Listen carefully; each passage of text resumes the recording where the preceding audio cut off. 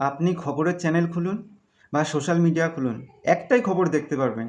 সেটা হলো বিরোধী দল ভেঙে এমপি বা সাংসদরা এনডিএতে মিশে যাচ্ছে বা বিজেপিতে মিশে যাচ্ছে। তারা মিশে যাচ্ছে নাকি মিশে যেতে বাধ্য হচ্ছে সেটা তর্কাতীত বিষয়। সেই বিষয়ে কোনো কথা বলবো না। কিন্তু আপনাদের জানা প্রয়োজন, ভারতবর্ষের ২৮টি রাজ্য এবং ৮টা কেন্দ্রশাসিত অঞ্চলের মধ্যে ২২টি রাজ্যে ডবল ইঞ্জিন সরকার রয়েছে বা বিজেপি এনডিএ সরকার রয়েছে। ভারতীয় জনসংখ্যার প্রায় ৭২% অঞ্চলে বিজেপি ক্ষমতায় রয়েছে।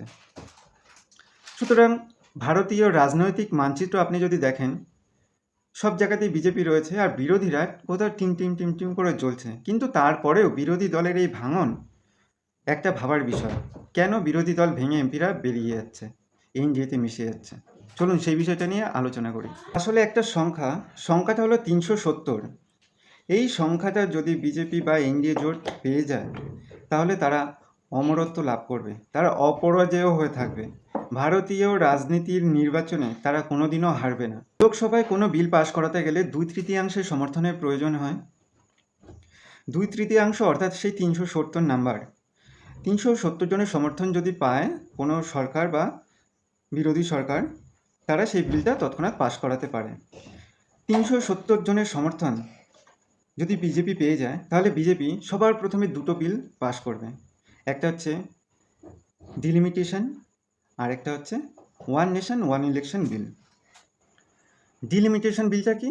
মানে জনসংখ্যার পরিবর্তনের সঙ্গে তাল মিলিয়ে প্রতিটি নির্বাচনী এলাকার সীমানা নতুন করে অঙ্কন করা হবে। আসলে জনসংখ্যা নিয়ন্ত্রণে দক্ষিণ ভারত সফল হয়েছে, অন্যদিকে উত্তর ভারতে জনসংখ্যা বেড়েছে। এখন যদি জনসংখ্যার ভিত্তিতে আসন ভাগ হয়, তবে উত্তর ভারতের রাজনৈতিক ক্ষমতা অনেক বেড়ে যাবে এবং দক্ষিণী রাজ্যগুলোর গুরুত্ব কমে যেতে পারে। এবার উত্তর ভারত হলো বিজেপির বলয়, বিজেপির সমর্থকদের আস্থানা, আর দক্ষিণ ভারত যেখানে বিরোধীদের শিবির, অর্থাৎ বিজেপির ভোট সংখ্যা যেখানে খুবই কম। সুতরাং এই আইনটা পাশ হলে বিজেপিকে কেউ হারাতে পারবে। আর ওয়ান নেশন ওয়ান ইলেকশন ব্যাপারটা কি? একদিনে সব রাজ্যেই ভোট হবে।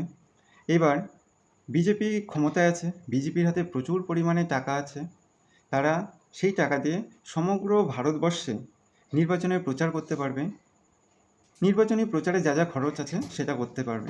বিরোধী দলগুলোর অর্থ সীমিত, টাকা সীমিত, তাদের ক্ষমতাও সীমিত, তাদের এলাকাও সীমিত।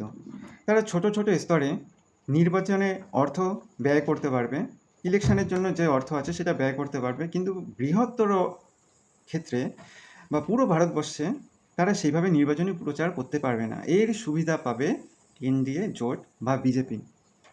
সুতরাং দুই দিক থেকেই বিজেপি অপরাজেয় হয়ে যাবে। বিজেপি ভবিষ্যতে আর ইলেকশানে কোনোদিনও হারবে না বা তাকে কেউ হারাতে পারবে না। ভিডিওটি কেমন লাগলো আপনারা লাইক কমেন্ট করে জানাবেন, শেয়ার করবেন। নমস্কার।